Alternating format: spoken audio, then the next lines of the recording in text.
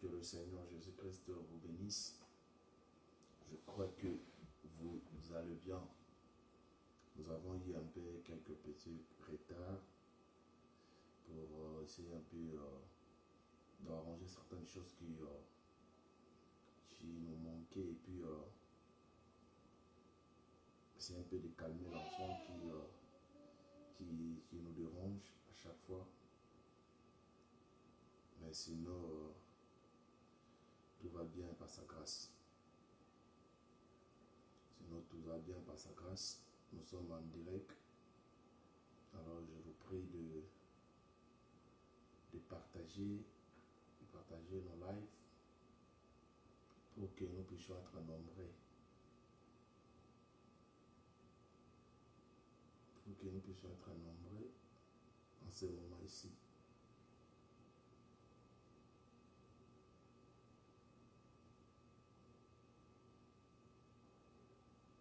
Que le Seigneur Jésus vous bénisse. Je crois que vous allez bien. Nous également, nous allons bien par sa grâce. Dieu nous garde, nous protège et nous donne la vie. Et par cela, nous sommes très reconnaissants d'avoir Dieu être avec nous. Que son nom soit béni, que son nom soit glorifié. Alors aujourd'hui, nous voulons parler d'un petit sujet qui va nous bénir aussi aujourd'hui. Alors, je vous prie aussi de bien vouloir partager cette vidéo si vous êtes en ligne. On veut parler de la part de Dieu. Et notre sujet de ce matin, ou de ce soir, nous voulons parler d'un sujet. Notre sujet est intitulé « La foi qui déplace les montagnes ». Nous voulons parler de ce petit terme, la foi qui déplace les montagnes. On doit d'abord comprendre l'importance de la foi. On dit Dieu, quand Dieu a créé l'homme à son image, or Dieu était un esprit. Ça c'est dans Genèse 1 depuis le verset 26. Donc l'homme est aussi avant tout esprit. Cet esprit est enveloppé dans un corps physique. L'essence de l'homme n'est donc pas son corps physique, mais plutôt l'esprit que Dieu a mis à lui. L'esprit qui est à nous est divin. Et la Bible affirme que nous sommes de Dieu. Donc en réalité, l'homme, ce qui est de l'homme, ce n'est pas son corps physique. Mais ce qui est de l'homme, c'est l'esprit que Dieu a placé à lui. Dans Psaume 82, verset 6, la Bible dit « J'avais dit, vous êtes de Dieu. Vous êtes tous des fils du Très-Haut. » Vous comprenez? C'est-à-dire, en nous, il y a une image de Dieu sur nous. Alors, les corps, c'est juste un caracasse. C'est juste un enveloppe. Mais les contenus, Dieu esprit, c'est ce qui fait de nous des êtres humains. Jean 10, 34, il dit, Jésus leur a répondu, n'est-il pas écrit dans votre loi? J'ai dit, vous êtes de Dieu. Comment un homme peut être Dieu? Parce qu'en lui, il y a la nature. Parce que dans la création, la Bible dit dans Genèse, depuis le verset 26, verset 7, il dit, créez l'homme à notre image. Donc, directement, dans l'image de Dieu. C'est-à-dire, l'homme, ce n'est pas le corps physique. L'homme, c'est ce qui est en lui. L'esprit qui est en l'homme, qui fait de l'homme ce qu'il est. L'homme court après les compléments de ses besoins, mais après avoir obtenu des réponses favorables, il lui reste sur sa faim. Et en réalité, cette faim est la recherche de la gloire de Dieu qui est également la plénitude de la manifestation de Dieu. Comment être comblé de toute manque? Jean 6, 34 et 35, ils lui dirent, Seigneur, donne-nous toujours ces pains. Jésus leur dit, je suis le pain de vie. Celui qui vient à moi n'aura jamais faim. Et celui qui croit à moi n'aura jamais soif. Donc, en Jésus, c'est lui le pain de la vie. Jean 11, 40, il dit, Jésus lui dit, ne t'ai-je pas dit que si tu crois, tu verras la gloire de Dieu. Donc, dans toutes les choses, il faut d'abord commencer par croire. Parce que si vous ne croyez pas, ça ne sera pas favorable pour vous. Pour voir la gloire de Dieu, il faut croire. l'homme ne peut atteindre la dimension de Jéhovah juré qu'avec la foi qui donne accès à la gloire. Vous ne pouvez jamais atteindre un niveau spirituel avec Dieu si vous ne croyez pas. Si vous ne croyez pas, vous n'allez pas atteindre les niveaux.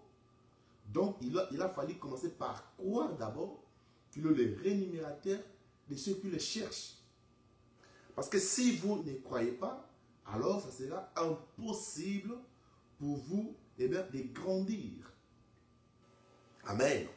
Vous ne pouvez pas grandir spirituellement si vous ne croyez pas.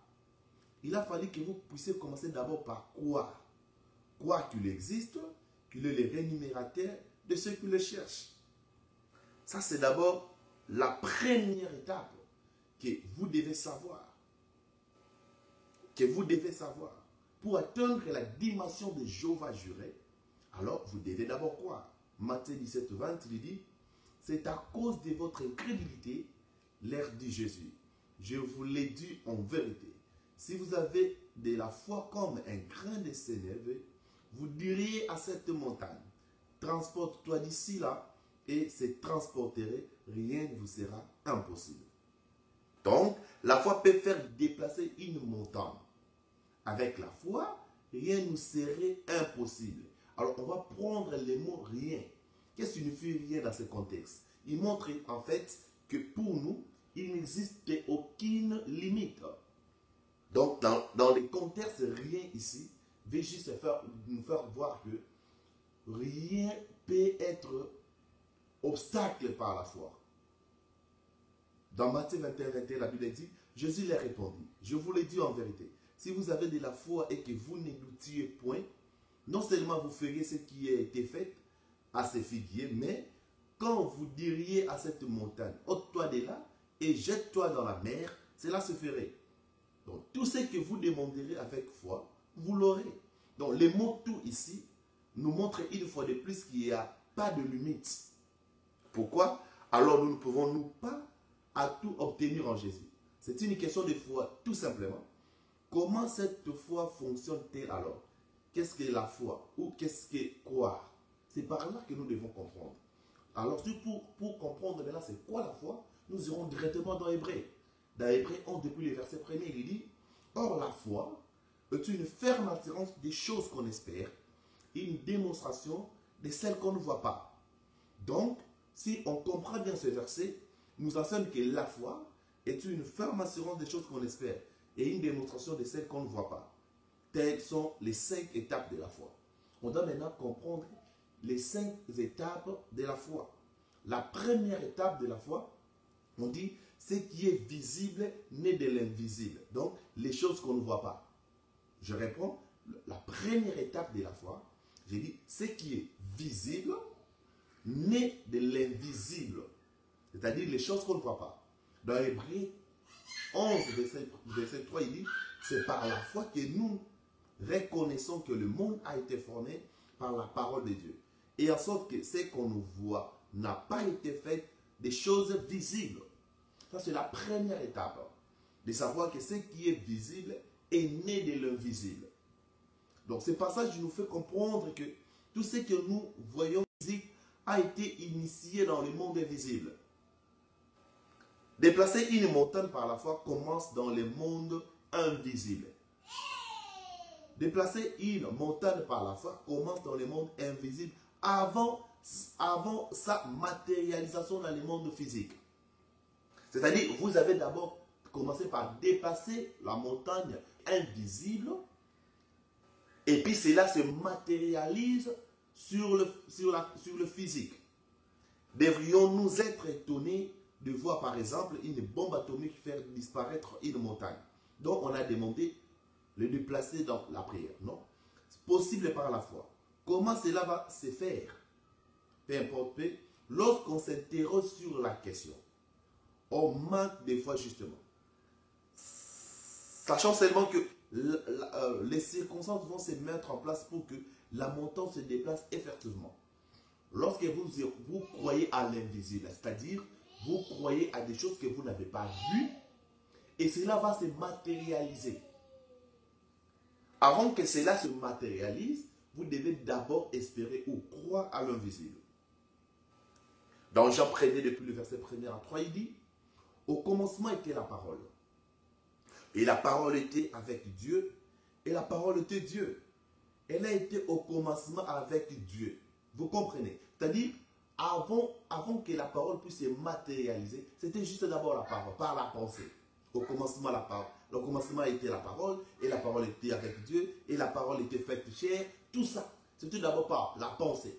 Vous prononcez d'abord la parole. Donc la Bible nous révèle dans ces versets que si tout ce qui existe vient de l'invisible. Et l'origine de toutes choses, c'est la parole. On ne voit pas la parole. On ne voit pas la parole. La parole, c'est quelque chose qui est invisible, mais vous les croyez. Et cela va se matérialiser. Et la parole dont il est question ici n'est pas le verbe en tant que tel, mais c'est quelque chose de plus fort que cela. Donc, la pensée. Maintenant, on veut entrer sur la pensée. Comprendre c'est quoi la pensée. Oui, la pensée, c'est une parole qui se fait clairement attendre dans le monde invisible. Je donne un exemple. Vous voulez réaliser quelque chose, ça vient d'abord dans votre pensée avant que cela puisse prendre la forme physique. La pensée n'est pas une idée fugace qui se traverse, c'est une idée qui nous nourrit et entretenons et dont nous attendons des effets. Ce que Dieu exauce ne sont pas des paroles, mais nos pensées. La pensée vient en première position avant que cela puisse arriver à la matérialisation. Avant que cela arrive à la forme physique, à la forme d'un objet, à la forme de quelque chose que vous pouvez voir. Ça doit d'abord commencer par la pensée. Dans Ecclésiaste 10, 26, il dit, ne maudis pas les rois, même dans ta pensée, et ne maudis pas le riche dans la chambre où tu couches, car l'oiseau du ciel emporterait ta voix, l'animal allait publier tes paroles. Donc, dans ce passage, nous montre clairement que la pensée est une parole. Et elle a une voix, et cette voix résonne dans les mondes invisibles.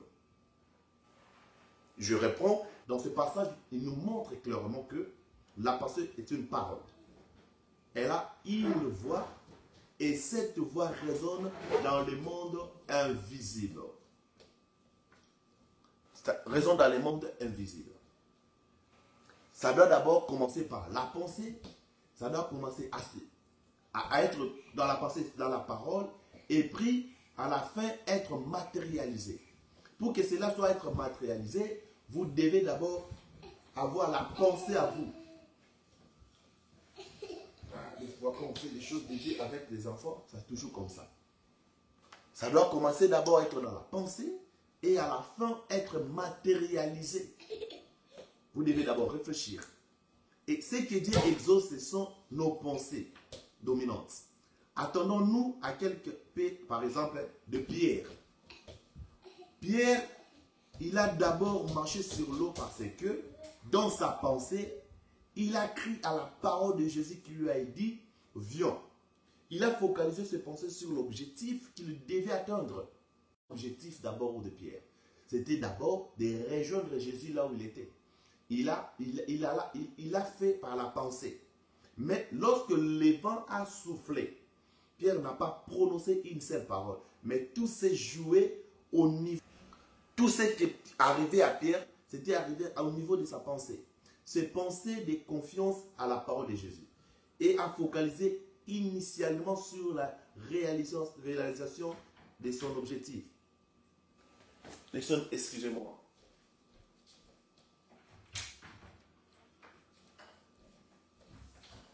Alors, c'était d'abord sur la pensée, après cela a commencé à se réaliser. Mais tout se joue au niveau de sa pensée. Ses pensées, confiance à la parole de Jésus, est focalisée initialement sur la réalisation de son objectif. Et se sont changés à la vie du vent, à peur de se noyer. Donc Pierre, quand il a commencé à se noyer, ce n'était pas parce qu'il avait parlé Non, c'est parce qu'il a pensé directement, cela a commencé à se matérialiser.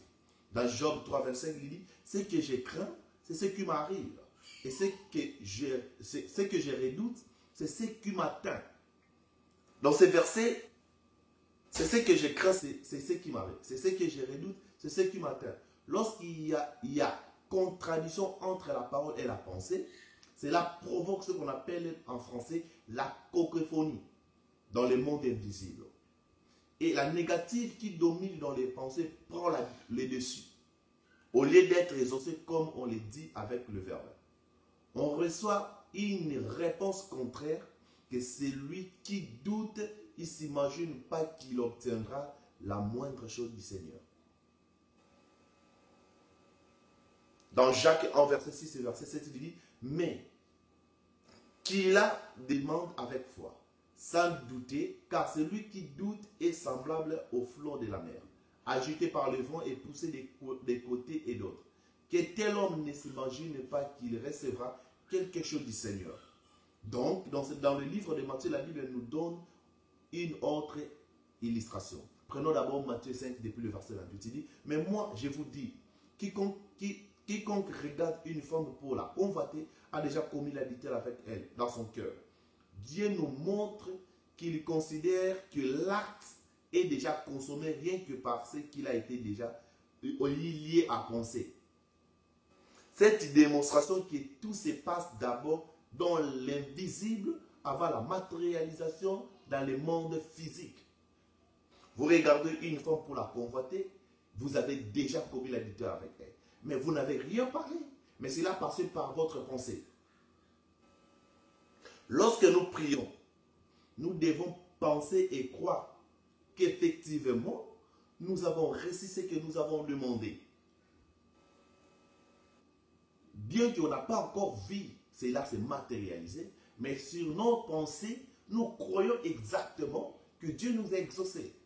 Prenons Marc 11, verset 23 et 4, il dit, je vous l'ai dit en vérité, si quelqu'un dit à cette montagne, ôte-toi de là et jette-toi dans la mer, s'il ne doute pas dans son cœur, mais croit que ce qu'il dit arrive, il verra s'accomplir. C'est pourquoi je vous dis, tout ce que vous demanderez en priant, croyez que vous l'avez reçu et vous la verrez s'accomplir. Donc, tout ce que nous pouvons faire, vous devez d'abord savoir que tout se passe au niveau de la pensée. Si votre pensée est négative, alors vous ne verrez jamais cela se concrétiser. Maintenant, on doit passer par le fondement de la foi. Si on doit se focaliser sur les fondements de la foi, directement on dira, or, sans la foi, il est impossible de lui être agréable, car il faut que celui qui s'approche de Dieu croit que Dieu existe et qu'il est le rémunérateur de ceux qui le cherchent. Hébreux 11, depuis le verset 6. En tant que chrétien, notre foi tire son origine dans l'existence de Dieu. Et nous savons que Dieu ne traite pas de la même manière ceux qui les cherchent et ceux qui ne les cherchent pas. Nous commençons à lui plaire dès que nous croyons réellement à ces choses. Et c'est à ce moment que nous commençons à le chercher. Chercher Dieu implique, apprendre sa volonté, de lui obéir, avoir confiance à ses promesses. Et ces trois éléments doivent nécessairement marquer notre vie quotidienne.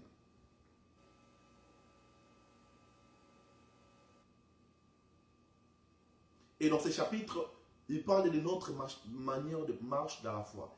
Il est malheur de voir comment un bon nombre de personnes mal interprètent la foi jusqu'à ce qu'ils s'abîment. C'est penchant exclusivement sur la prospérité matérielle. C'est pour cette raison que certaines personnes hésitent d'aborder ce sujet. Mais s'il y a des gens qui se noient dans la rivière, nous ne refusons d'en boire de l'eau. Et nous pouvons rester équilibrés et sur la bonne voie. Donc la Bible a beaucoup enseigné sur les sujets et Dieu nous ordonne d'exercer notre foi dans ses promesses. Alors, dans ce qui concerne la foi, Jésus est notre modèle. Jésus nous sert de modèle dans la foi à Dieu. Il a toujours exhorté ses disciples à suivre son exemple. Il en est de même pour tout faiseur des disciples. Il doit toujours être modèle dans sa foi. Et Dieu avait demandé à ses disciples d'exercer leur foi dans la promesse de Dieu. Sans la foi, il est impossible de plaire à Dieu.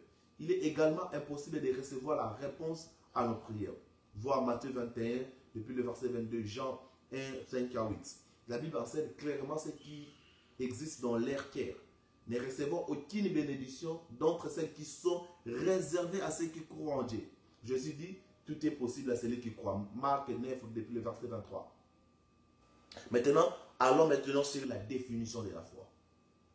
La définition biblique de la foi se trouve dans Hébreux chapitre 11, verset 1er. Or, la foi est une ferme assurance des choses qu'on espère et une démonstration de celles qu'on ne voit pas.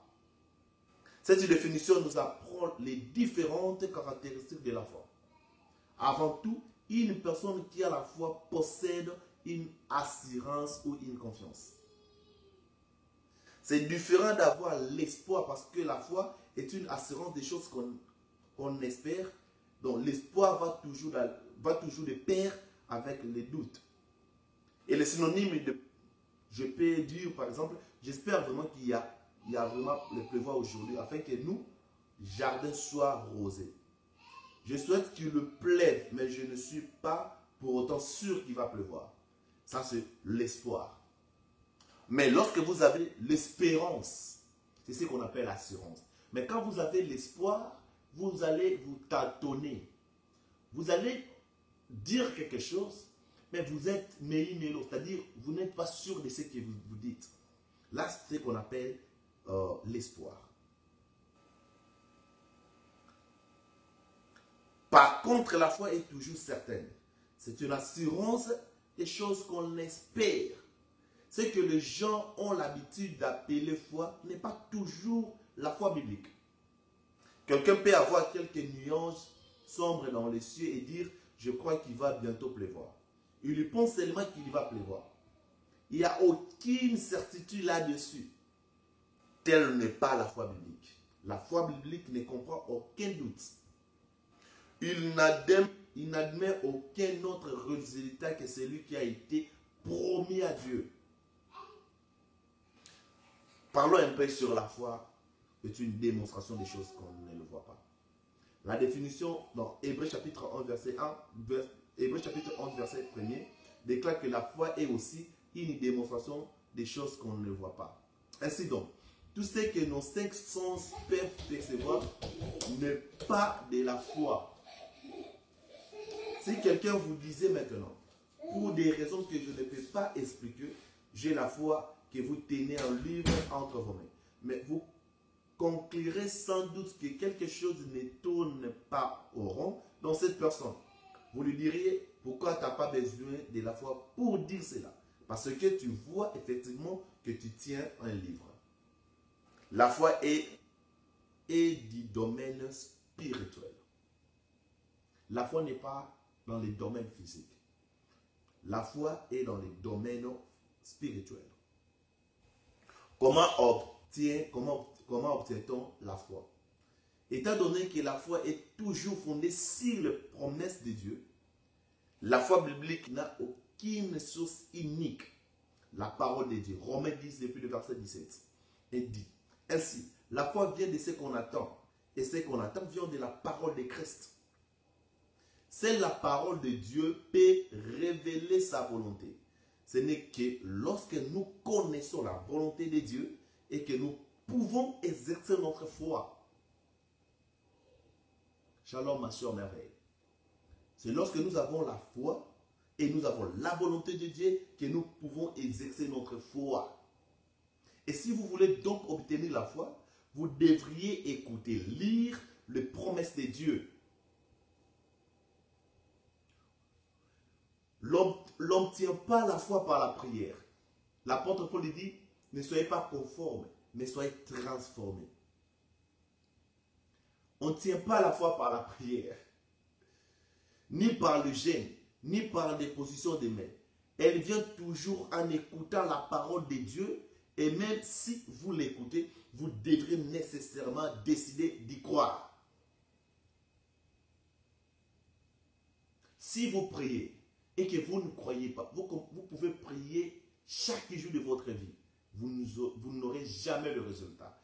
Mais quand vous priez et vous croyez que cela doit arriver, c'est par là que vous aurez votre résultat. En plus, obtenir la foi, il existe un moyen de la croire. Donc la Bible parle de plusieurs degrés de la foi. Partons de la petite jusqu'à la foi. La foi, ça croit au fur et à mesure qu'elle est nourrie et exercée. Lorsque vous nourrissez votre foi et vous l'exercez, cela doit croître. Tout comme le muscle humain, nous devons nourrir continuellement notre foi par la méditation de la parole de Dieu. Nous devons également exercer notre foi en posant certains actes et réagissant d'une manière digne de la foi. Et à toute chose, ayant toujours la parole de Dieu comme notre fondation. Cela inclut les moments où nous faisons face aux problèmes, aux soucis, aux diverses inquiétudes. Dieu interdit à ses enfants de s'inquiéter de quoi que ce soit. Il veut contraire que nous lui faisons confiance en toutes choses. Voir Matthieu 6, verset 25 à 34, Philippiens 4, 6 à 8, 1 Pierre 5 à 7. Vous pouvez lire ça pour comprendre ce que je dis.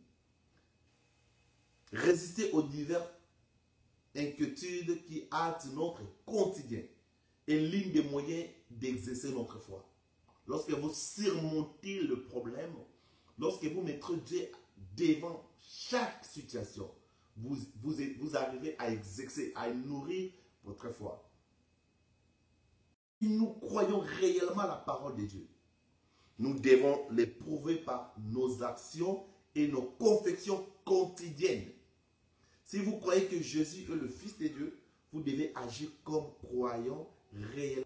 Si vous croyez que Dieu pourvoira à tous vos besoins, agissez et parlez conséquence. En conséquence, si vous croyez que Dieu vous a pourvu la bonne santé, agissez et parlez comme ayant la bonne santé.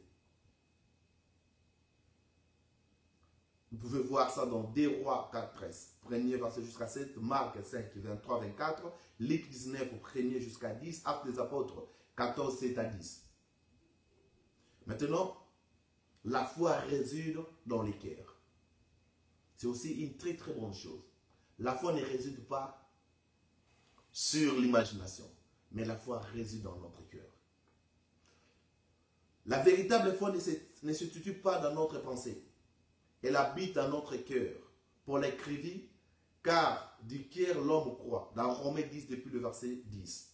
Jésus dit, je vous l'ai dit en vérité, si quelqu'un dit à cette montagne, ôte-toi de là et jette-toi dans la mer, s'il ne doute pas dans son cœur, mais croit que ce qu'il a dit arrive, il verra s'accomplir. Marc 11, 23.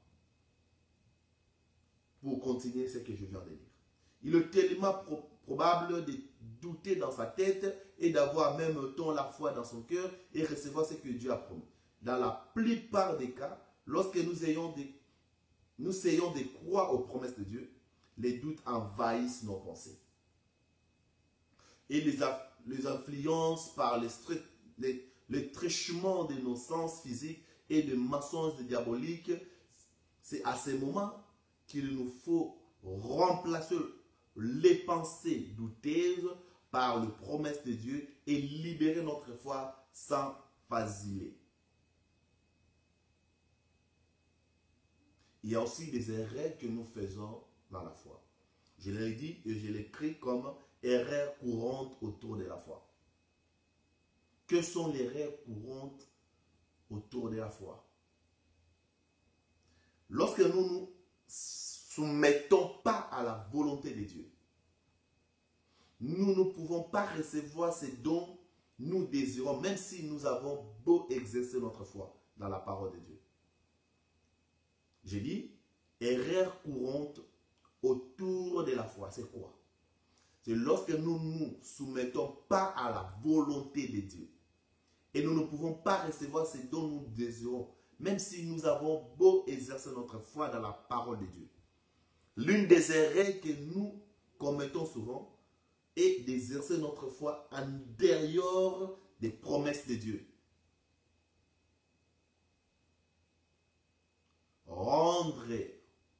un service à Dieu en dehors de sa volonté. À titre d'exemple, il est tout à fait scripturel qu'un couple exerce sa foi en Dieu pour avoir des enfants, parce que la parole de Dieu contient cette promesse. Je connais des couples qui ont pu avoir des enfants après que les docteurs leur avaient clairement dit qu'ils n'auraient jamais des enfants. Ces couples choisirent cependant d'exercer leur foi dans les deux promesses mentionnées ici-bas. Ils ont aujourd'hui des enfants en parfaite santé. Vous servirez l'Éternel, votre Dieu, il bénira votre pain et vos eaux, et j'éloignerai de la maladie du milieu de toi. Il n'y aura dans ton pays ni femme qui avorte, ni femme stérile. Je remplirai le nombre de tes jours. Exode 23, depuis le verset 25-26. Tu seras béni plus que tous les peuples, et il n'y en aura chez toi ni homme, ni femme stérile, ni bête stérile parmi les troupeaux. Deutéronome 7, depuis le verset 14.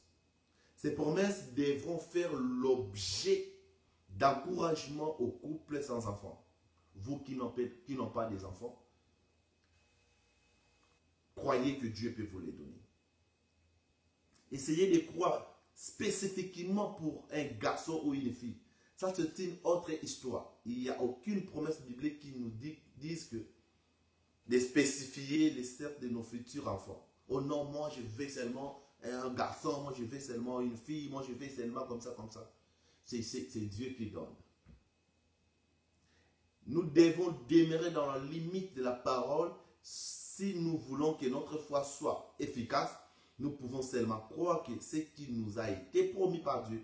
Prenons une promesse quelconque tirée de la parole de Dieu et déterminons-en qui peut faire l'objet de notre foi. Car le Seigneur lui-même a ainsi donné à la voix d'un archange, au son de la trompette de Dieu, descendra du ciel et les morts en Christ ressusciteront premièrement. 1 Thessaloniciens 4, 16. Sur base de ce passage, nous sommes certains que le Seigneur Jésus reviendra un jour. Serait-il sage de prier et libérer notre foi pour que Jésus revienne demain? Non. Il n'y a nulle part dans ces passages, dans aucun verset dans la Bible, où une telle promesse nous a faite. Jésus lui-même dit que personne ne connaîtrait ni les jours, ni l'heure de son retour. Nous pouvons prier espérant peut-être que Jésus reviendra demain. Mais nous ne pouvons pas garantir, lorsque nous prions dans la foi, pour l'accomplissement d'une promesse quelconque qui nous a été faite par Dieu, nous avons l'assurance qu'elle s'accomplira. Quand vous lisez dans Habakkuk, Habakkuk dit « Je reste toujours au poste de mon devoir. Parce que je sais ce qu'il m'avait dit, il finira par l'accomplir. » Nous appuyons sur le même passage et nous croyons certainement que les corps de ceux qui sont morts en Christ ressusciteront au retour de Jésus. Et serait-il scripturel de croire que ceux d'entre nous qui seront vivants au retour de Christ recevront les corps résurrection au même moment que les morts en Christ? Parce que il y aura un processus qui doit se passer pendant que Jésus-Christ viendra. De mort en Christ, il y a la promesse dans la Bible qui nous dit que tous ne seront pas morts. Il y aura d'autres qui seront déjà morts en Christ, qui vont ressusciter premièrement, et ainsi les vivants changeront en un clin d'œil. Que personne te dise que tous nous allons mourir, non. Les morts en Christ ressusciteront le premier, mais le verset qui suit dit, nous les vivants qui serons restés, nous serons tous ensemble enlevés avec eux sur les nuées. 1 Thessaloniciens 4, 17. Il n'y a donc aucune raison de dire que les morts en Christ ne recevront pas leur corps de résurrection de première. C'est la parole de Dieu qui les promet. Si nous voulons croire Dieu sur quoi que ce soit, nous devons d'abord nous rassurer qu'il s'agit de la volonté de Dieu. La volonté de Dieu peut être discernée examinant seulement les promesses que nous avons dans la Bible. Même dans le monde naturel, la foi opère de cette manière. Ça serait censé de croire que je pensais chez vous demain à midi alors que je n'étais pas promis que j'y passerai. La foi qui ne repose sur aucune promesse n'est pas authentique. C'est de la folie. Avant donc de demander à Dieu quoi que ce soit, Posez-vous d'abord la question suivante. Y a-t-il une promesse biblique qui soutient ma requête? Tant que vous n'avez pas de promesse qui soutient votre requête, votre foi n'aura aucun fondement. Là, c'était la première erreur. Maintenant, nous passons aux deuxième erreur que nous faisons avec la foi. Plusieurs chrétiens essaient d'exercer la foi sur certaines promesses de Dieu sans toutefois vouloir remplir les conditions préalables à l'accomplissement ces promesses. J'ai à titre exemplatif entendu des chrétiens citer Psaume 37. Il dit quoi? Il dit, Éternel Dieu, la Bible dit que tu m'accorderas les désirs de mon cœur. Vas-y, donne-moi ceci et cela. Ça, ce sont les erreurs que nous commettons dans la foi. Nous prenons une partie du verset et nous faisons de cela un culte, si je peux me permettre de le dire. En effet, cette promesse ne dit pas seulement que Dieu nous accordera les désirs de nos cœurs. Voilà ce que la Bible dit dans la complémentaire. Il dit, ne t'irrite pas contre le méchant. N'envie pas ceux qui font le mal, car ils sont fauchés aussi vite que l'herbe. Ils le fleurissent comme les gazons verts. Confie-toi à l'Éternel, pratique le bien, ayez le pays pour demeure et la fidélité pour pâturage. Fais de l'Éternel tes délices, il te donnera ce que ton cœur désire. Recommande ton sort à l'Éternel, mais mets en lui. Mon frère, toi tu ne pardonnes pas. Toi tu es colérique. Toi tu crains. Toi qui manigances des choses. Mais tu viens, tu dis à Dieu, Seigneur, donne-moi ceci, donne-moi cela. Dieu ne peut pas te donner parce que tu ne remplisses pas les conditions. Bien que sa promesse, il l'a promis. Mais il y a la condition qui suit ce que Dieu l'a dit. J'ai en fait compté à peu près 8 conditions à remplir avant que cette promesse ne s'accomplisse. Nous ne remplissons pas ces conditions préalables. Et nous ne recevons aucune de ces bénédictions promises. Et notre foi n'aura aucun fondement. D'autres habitudes réclament la promesse contenue de Philippiens 4,19. Il dit, mon Dieu pourvoira à tous vos besoins selon la richesse de sa gloire. Est-ce qu'il y a maintenant une question? Y a-t-il une quelconque condition qui conditionne l'accomplissement de cette promesse? J'ai dit oui, bien sûr. Examinez, Philippiens 4,18, il dit, vous découvrirez que cette promesse n'a pas été faite à tout croyant. Et elle a plutôt été faite aux chrétiens qui donnent libéralement à Dieu. Paul dit que Dieu pourvoirait aux besoins de tous les Philippiens à cause de ça. Matthieu 6, 33. La plupart des promesses bibliques qui sont en rapport avec la bénédiction matérielle exigent que nous soyons nous-mêmes des donateurs. Malachie chapitre 3, il parle de la dîme, versets 8 à 12.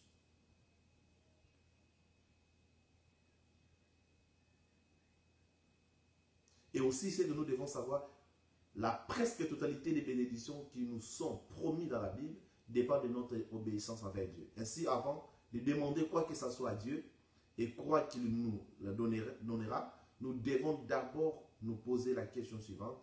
Est-ce que je remplis personnellement toutes les conditions préalables à l'accomplissement de cette promesse? Alors, je passe au troisième erreur. Je crois que je vais finir parce qu'il y a beaucoup de choses. C'est vraiment un enseignement que j'ai pris beaucoup de temps, mais je pense pas que je vais finir. Troisième erreur, je vais finir par ici. Que nous faisons avec la foi. Dans le Nouveau Testament, Jésus nous donne une condition à remplir chaque fois que nous voulons prier ou demander quelque chose.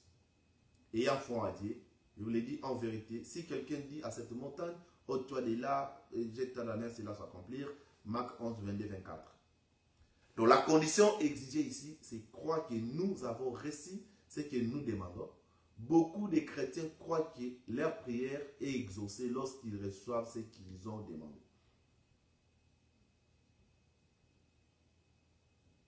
Lorsqu'ils reçoivent ce qu'ils ont demandé, ceux-là croient qu'ils vont recevoir et ils ne croient pas qu'ils ont déjà reçu.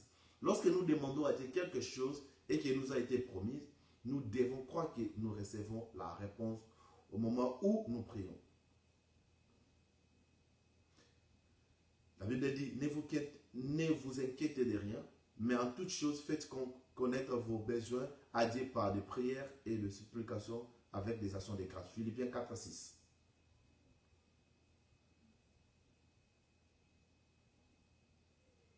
Je vais finir par ici. Comme mentionné, si nous avons la foi dans nos cœurs, nos paroles et nos actions s'harmoniseront naturellement avec ce que nous croyons. Jésus le confirma un jour par la parole suivante. C'est dans l'abondance du cœur que la bouche parle. Matthieu 12, 34. Que le Seigneur Jésus vous bénisse. Ça, c'est, je pense que la foi, c'est vraiment un enseignement où nous sommes obligés à répéter ou à enseigner. La foi, c'est vraiment l'enseignement, ce n'est pas quelque chose qu'on peut simplement parler comme ça et puis terminer. Et pour aujourd'hui, je tiens à vous dire un grand merci, que le Seigneur Jésus vous bénisse. Nous sommes très heureux d'être avec vous et nous vous prions de partager cette vidéo et aider les gens aussi à bénir la prière quelques minutes et nous allons nous revoir encore demain par sa grâce de Dieu. Que le Seigneur Dieu vous bénisse tous. J'ai béni ma soeur Naomi, ma Kabi, ma soeur Merveille, tout le monde qui sont en ligne. Que le Seigneur vous bénisse. Je suis très heureux que Dieu vous bénisse. Et nous sommes trop fiers. Et ce que nous sommes en train de faire, aidez-nous aussi à vos prières, priez pour nous. Que le Seigneur nous aide à avancer avec cela. Que Dieu vous bénisse. Alors je vais prier pour quelques minutes et vous laisser. Je vais laisser cet enseignement sur ma page YouTube. Vous pouvez entrer et lire cela. Seigneur Dieu Tout-Puissant, merci parce que tu étais avec nous. Et nous sommes très heureux, Seigneur, parce que tu nous as parlé sur la foi. Nous te bénissons, Seigneur. Sois béni, sois glorifié à jamais. Nous chassons tout esprit qui pouvait s'infiltrer d'une manière au nom puissant de Jésus. Sois béni, sois glorifié à jamais dans le merveilleux nom de Jésus-Christ. Amen. Que Dieu vous bénisse. À la prochaine.